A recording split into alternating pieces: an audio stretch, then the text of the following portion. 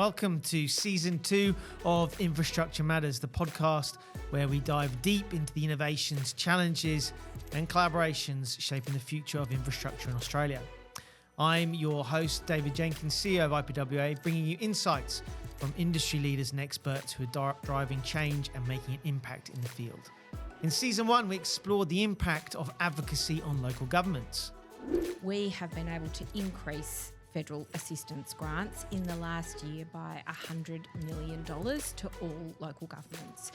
We are, of course, and have long advocated for federal assistance grants to be doubled up to at least 1% of Commonwealth taxation revenue. But to take those grants from $3 to $3.1 billion, that extra $100 million of untied funding to councils, that really makes a difference on the ground to Australian communities. And that was directly as a result of being able to highlight to the government the challenges we're having in simply maintaining our infrastructure.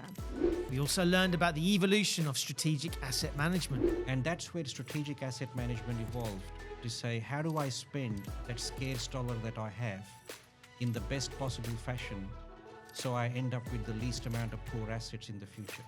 Water management and infrastructure were key themes. We often don't always think about water until we've got a shortage of it or maybe too much of it. And in the last few years, certainly we've experienced both of those things. So I would say that the climate change and that uncertainty around extreme events makes it very challenging to manage water in these times and going into the future. And we tackle the challenges of climate change on our infrastructure. Australia, like many parts of the world, are increasingly facing more floods, more fires, more periods of drought, and each of which can have their effect on roads. You've got to accept that roads will go under during periods of floods. So how do you build them so that you can make sure the seal is maintained and you can clear the roads of debris and get vehicles onto them as fast as possible? Yep. So the faster you can get vehicles back onto those roads, the faster you can open up communities and bring in the necessary services that are needed. We discussed the need for shared vocabulary in asset management. So we need to tie that into finance so that when we present, we're not informing council that there's a budget of X million to do whatever they may wish. It's actually, this portion is taken away because these replacements of critical infrastructure, be it roads, water, whatever it might be, needs to happen. And we need to get out of the mindset of shifting that to a later period, because all we're doing is just delaying the cost burden to the later. And the importance of data management was underscored. You do need the data though, right? So Yes. A lot of people love telling stories. Yep. And then you probe a little and there's not much there. No.